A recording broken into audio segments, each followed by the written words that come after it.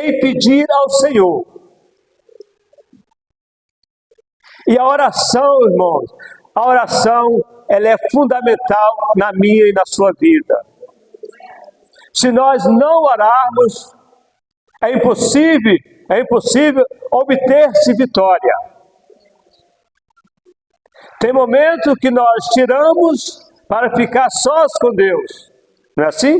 Entramos no nosso quarto, fechamos a porta e vamos falar com o Senhor. Porque a melhor coisa, irmãos, antes de alguém saber de qualquer coisa da minha vida, Deus tem que ser o primeiro a saber. Deus tem que ser o primeiro a saber. Às vezes a gente que é casado, da minha esposa, minha filha, já está faltando dois aqui ainda. A Kézia e o Kemuel. O Kemuel também toca, e a outra gosta muito de louvar. E essa daí gosta de ter o dom da palavra.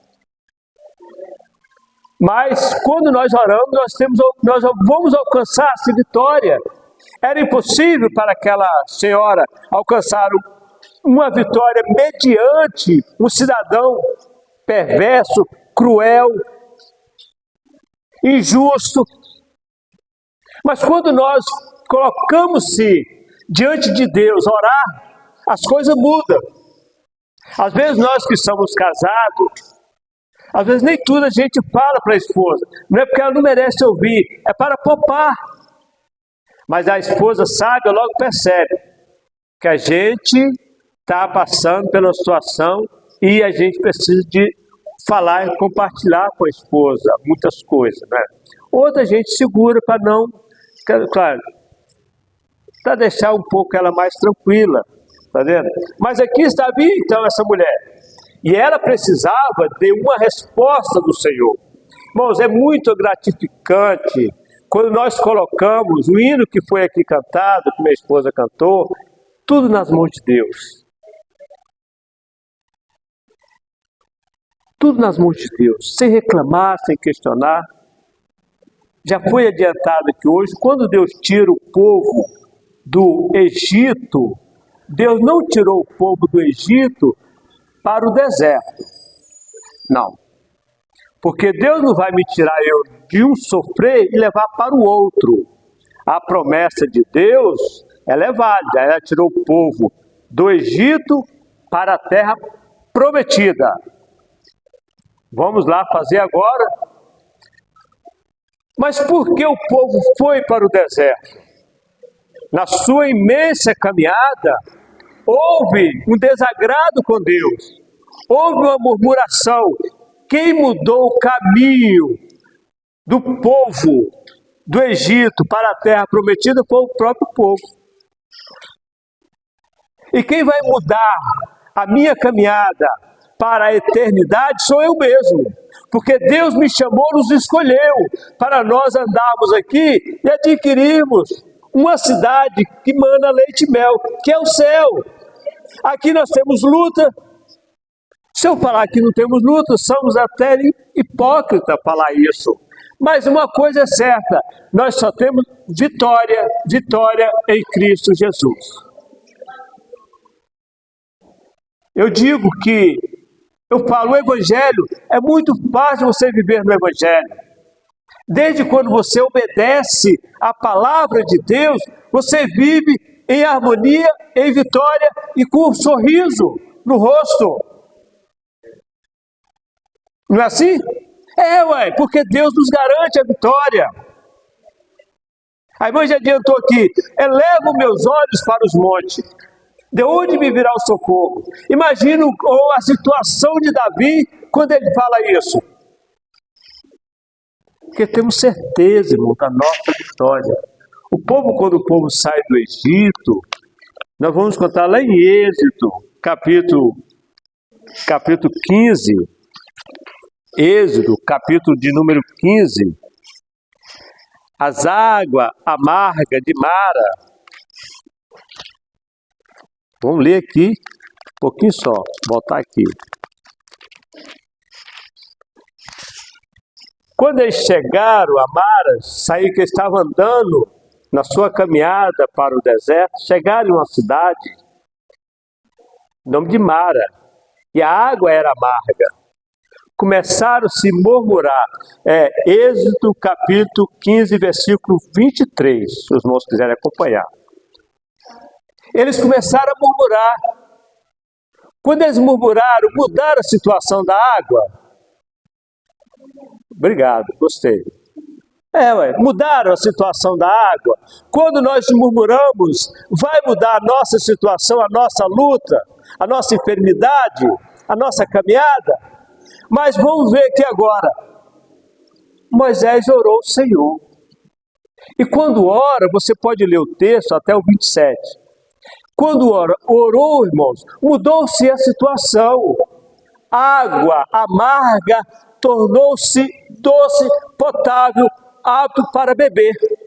É a nossa vida.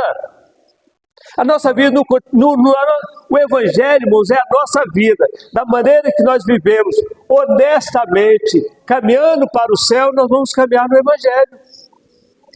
Não tem como mudar esse percurso, essa situação. Essa mulher estava dentro, Jesus dá uma parábola a essa mulher, coisa impossível. Mas quando Deus está, irmãos, no controle, quando Deus está na situação, as coisas mudam. Jesus disse que nós temos que apresentar, nosso culto tem que ser racional. A nossa oração com raciocínio. Quando a oração ela é emocional, não pode acontecer nada, porque emoção passa. Quando você ora a Deus com raciocínio, você quer e você precisa de receber, Deus te ouve e te responde. Nós ainda somos, vou falar eu, porque ainda sou lá dos anos 75, 76, nós vemos servindo a Deus. Então a gente ia orar, tinha uma vigília, você orava a noite toda de joelho. No outro dia você estava cansado. Jesus disse, não é por muito falar que será ouvido. Mas se você dobrar o seu joelho com um propósito único de servir a Deus, Deus te responde. Quem já teve essa experiência com Deus? Uma certa feita eu precisava de receber algo de Deus muito importante. Aí eu cheguei para o Senhor e falei assim, Jesus, não estou aguentando isso mais.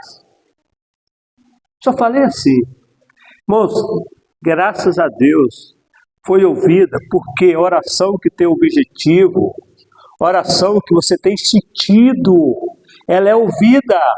Oração que você ora aleatoriamente, não estou dizendo que toda oração não é, toda oração é válida, mas nós estamos falando de quando você precisa de algo do Senhor que só você e Deus sabe. Deus te responde. Eu, mas a minha esposa, minhas filhas, nós esperamos uma resposta de Deus 10 anos. 10 anos, 10 anos. Eu apavorei? Não. Nós apavoramos? Não. Dentro de 10 anos, não é porque alguém fala assim, olha, Deus está demorando, sabe por quê? Porque a sua bênção vai ser grande. Não. Deus está demorando para te amadurecer, para quando você receber, seremos gratos a Deus. Esperamos 10 anos. Dentro dos 10 anos, tudo aconteceu dentro da normalidade. Aí você fala assim, então esse irmão é bom. Não, cara, você. É porque a gente, irmão, está sempre orando ao Senhor. A Bíblia fala bem assim, que o povo errava por falta de conhecimento.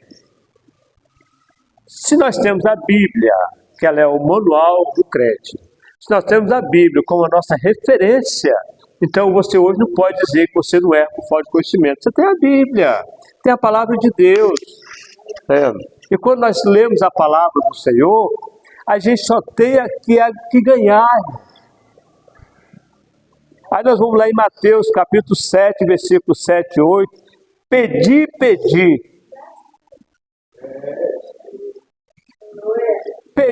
Pedi, dá-se-vos-á. Mas quando nós pedimos, nós recebemos. E nem sempre, irmão, quando batemos a porta, nem sempre ela vai abrir. E nem sempre nós vamos receber aquilo que pedimos, mas não vai te faltar aquilo que você quer receber. E fique sabendo que a sua oração, ela tem validade diante de Deus. E Deus, no momento certo, te responde e te dá aquilo que você vai almejar, vai satisfazer, aleluia, a tua vontade, desde que seja a vontade de Deus. Desde que seja na vontade do Senhor Jesus. As coisas vão acontecendo, vão se aplanando, irmão, vão se acalmando. E nós só temos que dar glória ao Senhor Jesus e passarmos o Jordão em terra seca. Atravessar, se for possível, o Jordão, o Mar Vermelho, passar em terra seca, e atravessar o Jordão também em terra seca, e alcançar aquilo que nós mais almejamos, que é a salvação em Cristo Jesus. O mundo está em conflito e guerra. O mundo está passando por uma situação caótica, mas nós que servimos ao Senhor, nós estamos descansando no Senhor. Não é que nós estamos, que os nossos irmãos, nossos contemporâneos vão sofrer, não, nós vamos estar orando, mas se eles aceitarem Jesus e tiverem no mesmo propósito, na mesma obediência, na mesma opinião nossa, no mesmo Cristo, iremos junto. O barco assoprava com os discípulos. Jesus estava orando. Jesus estava lá no Getsemane orando, que ele costumava orar. E os discípulos saíram para um trabalho que era a função deles, pescadores. A Bíblia diz que levanta-se uma tempestade, as ondas altas, e o barco quase que afunda. Quando Jesus aparece aos seus discípulos, eles pasmaram. E teve um discípulo que eu admiro muito ele, Pedro. Pedro, se é o Senhor, deixe que eu vou até o Senhor. E Pedro foi. Mas a Pedro afundou, ainda bem que Pedro afundou perto de Jesus, é fácil de agarrar na mão dele. É ruim quando afunda longe de Jesus. Deixa eu te entender mais uma coisa. E o barco e a onda só se acalmou depois que Pedro e Jesus voltaram para o barco. Enquanto eles não entraram no barco, a onda ainda, o mar ainda era bravo. Então o mar não vai acalmar na minha vida se eu estiver fora da presença de Deus. O mar não vai ficar manso se eu estiver fora do barco. E no barco está Jesus. Jesus é o nosso condutor. Jesus é que nos conduz essa viagem, irmão. Pode ser hoje, Jesus pode voltar? Pode. Pode ser amanhã? Pode. Mas uma coisa é certa, vamos estar preparados para quando o Senhor Jesus manifestar, nós podemos ouvir dele: vinde bendito, possuir por herança o reino que está preparado desde a fundação do mundo. Essa é uma voz que o Senhor vai falar para a tua igreja, que nós estamos aqui de passagem. E para aqueles que não aceitarem a Cristo, que negligenciaram a verdade do Evangelho, apartai-vos de mim que eu não vos conheço. Vamos voltar à mulher aqui agora. Ela sentiu a necessidade, irmãos, de insistir.